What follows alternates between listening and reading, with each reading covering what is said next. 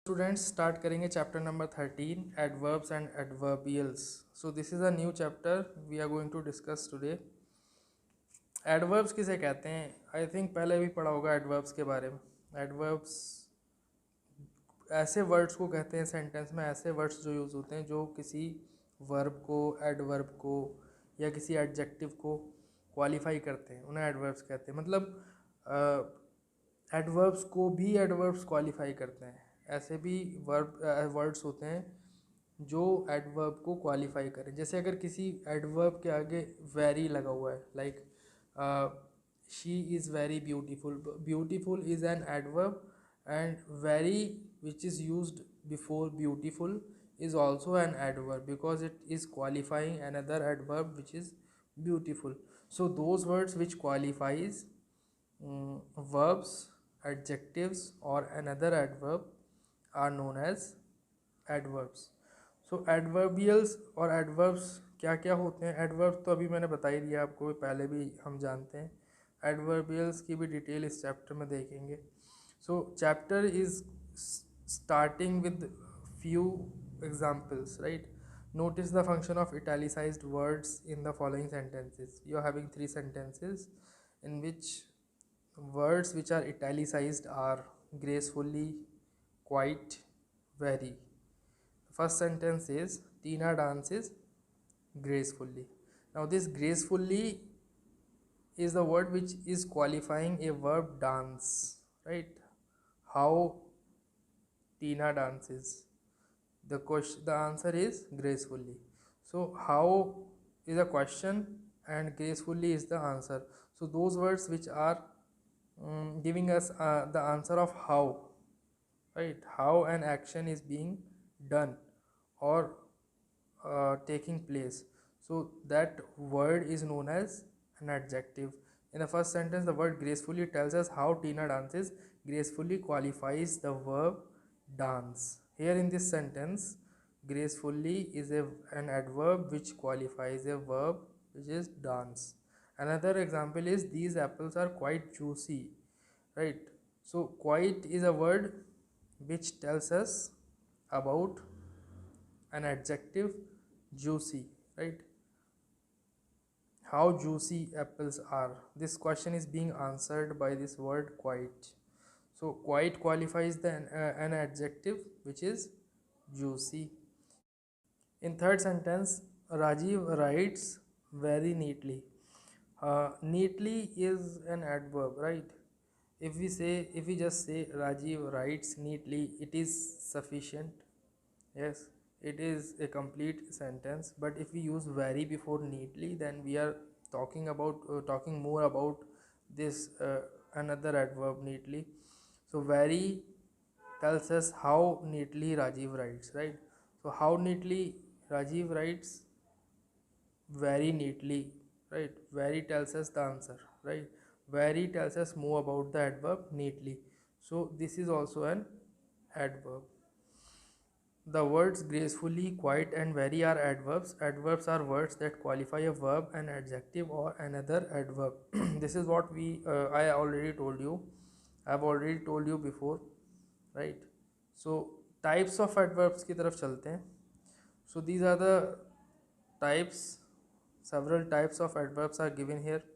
Adverbs of time, adverbs of frequency, adverbs of place, adverbs of manner, adverbs of degree. So these are the kinds of adverbs. So adverbs of time में कौन से adverbs आते हैं? वो adverbs आते हैं जो when का हमें आंसर देते हैं. अगर हम क्वेश्चन करें कि कब, तो कब का जो आंसर मिलता है जिन एडवर्ब से, उन्हें बोलते हैं adverbs of time. For example, she reached home late. So late is a word which tells us when she reached home. She reached home late. So late is an adverb of time. Adverb of frequency में क्या आएगा? How often, मतलब कितने बार, कितने times repeat हो रहा है कोई एक एक्शन या कोई एक वर्ब, राइट? जो भी एक्शन वर्ब डिस्क्राइब कर रहा है, वो एक्शन कितनी बार रिपीट हो रहा है, कब कब होता है, राइट? तो हाउ ऑफन का आंसर मिलता है जिन एडवर्ब्स से, उन्हें बोलते हैं adverbs of frequency. For example, his father seldom goes out, right? Veena has won that award twice. So here seldom and twice, these are adverbs which tells us how often the action takes place, right? Veena has won that award twice, दो बार जीता उसने award, right, Veena ने. So this is how we have to recognise adverb of frequency. Adverbs of place, adverb of place कौन क्या बताते हैं, where कहाँ पे हो रहा है एक्शन, राइट, या वेयर का आंसर देने वाले जो एडवर्ब्स होते हैं उन्हें एडवर्ब्स ऑफ प्लेस कहते हैं. For example, the dog followed his master everywhere. Everywhere मतलब हर जगह, राइट. तो एवरीवेयर क्या है, एडवर्ब है जो क्या बता रहा है, वेयर का आंसर दे रहा है. सो this is a kind of adverb of place, right. Similarly in another example, mister Reddy is waiting outside. Outside is an adverb which is adverb of place. Adverb of manner, adverb of manner मतलब कैसे, कैसे का answer देता है, answer the question how. Adverbs of manner answer the question how. तो कैसे का answer हमें देते हैं जो एडवर्ब्स, उन्हें बोलते हैं adverbs of manner. For example, my aunt sleeps soundly, right. My auntie जो है वो, मेरी आंटी बहुत ज़्यादा गहरी नींद में सोती हैं. साउंडली मतलब कि कैसी नींद है उनकी, राइट. तो स्लीप क्या है, स्लीप्स जो है, स्लीप ये वर्ब है और वर्ब को क्वालिफाई कर रहा है साउंडली वर्ड. तो soundly is an adverb. And कैसे सोती हैं इसका आंसर मिल रहा है, तो किस तरीके की नींद है, राइट. तो ये क्या है, एडवर्ब ऑफ मैनर है. Raghav fared poorly in his exams, right. Poorly is an adverb of manner. Adverbs of degree tells us how much or how little. These are often called intensifiers, right. how much, how little, इनका answer देते हैं जो adverbs, उन्हें बोलते हैं adverbs of degree. Quantity एक तरीके से बता, इंटेंसिफायर्स भी बोलते हैं इनको. For example, we were rather uncomfortable. Rather adverb of degree है यहाँ पे. I really don't trust him, right. Really adverb of degree है. I absolutely refuse to follow the new rules, right. तो absolutely जो है, absolutely word क्या है, adverb of degree, right. Similarly, adverb of modality express the opinion or feeling, right. modality हमें adverb of modality क्या बताते हैं, opinion या feelings बताते हैं स्पीकर की. feelings समझते हो, feelings क्या भावनाएं, right. ओपिनियन बताते हैं या फीलिंग्स बताते हैं. It will rain today, right. It will hopefully rain today. अब यहाँ पे इट विल रेन टुडे में कुछ नहीं है, मतलब एडवर्ब यूज़ नहीं है. और it will hopefully rain today, यहाँ पे होपफुली जो है ये एडवर्ब ऑफ मोडालिटी है. He will not believe me, यहाँ पे कोई एडवर्ब यूज़ नहीं है. He will probably not believe me. Probably क्या है, एडवर्ब ऑफ मोडालिटी, ठीक है. Now we are having a note here. Some adverbs may belong to more than one kind. एक से ज़्यादा काइंड के एडवर्ब्स भी कुछ एडवर्ब्स ऐसे होते हैं जो एक से ज़्यादा काइंड के हो सकते हैं, मतलब एक से ज़्यादा कैटेगरीज में बिलोंग कर सकते हैं. For example, she writes clearly, ये क्या है, एडवर्ब ऑफ मैनर है. शी इज़ क्लियरली हैप्पी, ये एडवर्ब ऑफ डिग्री भी है. क्लियरली अगर वाइट्स के बाद लगा है तो ये मैनर हो गया, कैसा लिखती है, right. She is clearly happy, वो बिल्कुल अच्छी तरीके से खुश है, मतलब क्लियरली हैप्पी यहाँ पे एडवर्ब ऑफ डिग्री हो गया clearly, right. So clearly is an adverb which can be used as an adverb of manner और an adverb of degree also, right. So when an adverb is placed at the beginning of a sentence, it modifies the complete sentence, right. अगर कोई भी adverb अगर शुरू में लगा हो sentence के, तो वो पूरे सेंटेंस को मॉडिफाई करता है. For example, hopefully it will rain today.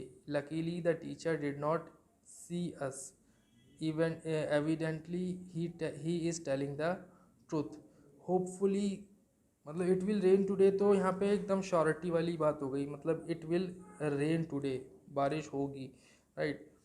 Hopefully अगर जुड़ गया तो होपफुली का मतलब है कि हम आशा कर रहे हैं, हम उम्मीद लगा रहे हैं कि बारिश होगी.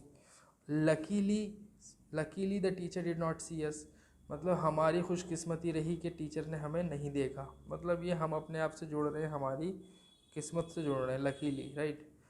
Evidently he is telling the truth. Evidently क्या बता रहा है, मतलब जाहिर है कि वो सच बोल रहा है। एविडेंटली मतलब ये सबूत है, कोई एविडेंट हो चुका है, मतलब ये एकदम श्योर हो चुका है कि वो पुख्ता हो चुका है कि वो सच बोल रहा है, राइट। एविडेंटली, एविडेंट किससे आया है, एविडेंट एविडेंस से आया है, राइट।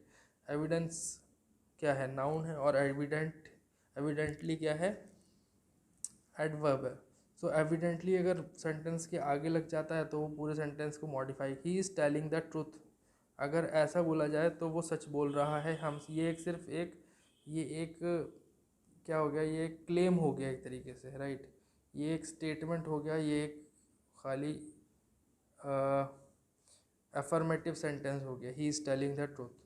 बट अगर हमने एविडेंटली लगा दिया तो ये साबित हुआ होने के बाद हम कह सकते हैं, जब एविडेंस हो किसी चीज़ का, यानी सिद्ध हो चुका हो, सबूत हो, तो हम कह सकते हैं कि evidently he is telling the truth. So this word is modifying the complete sentence. So some adverbs when used before a sentence, then they modify complete sentence, right?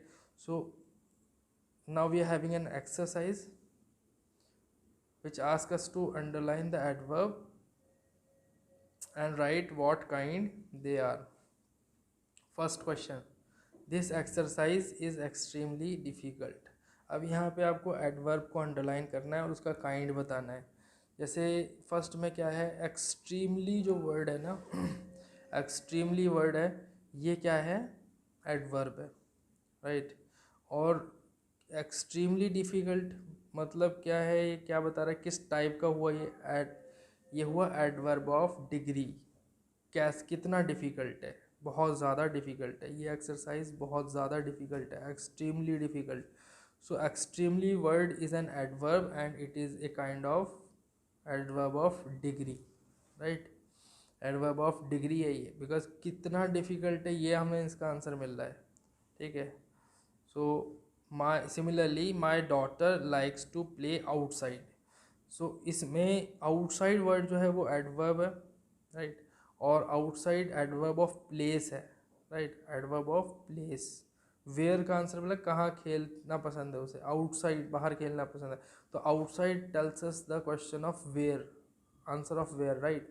So where it is an adverb of place, right. Outside को हमें underline करना है, लिखना है dash लगा के, क्या है, adverb of place. So similarly you have to do all of these questions, all of these sentences which are given here in this exercise number 1, and we are having 15 sentences here. सबको इसी तरह करना है, सबके अंदर जो adverb use है उसे अंडरलाइन करके उसका काइंड लिखना है। काइंड मैंने आपको डिस्कस कर लिए हैं, किस किस काइंड के एडवर्ब्स हमने डिस्कस किए हैं, ये सारे ऊपर हैं, राइट। सो ये एक्सरसाइज कर लीजिएगा। That's it for today, we will discuss further in next class. Thank you very much.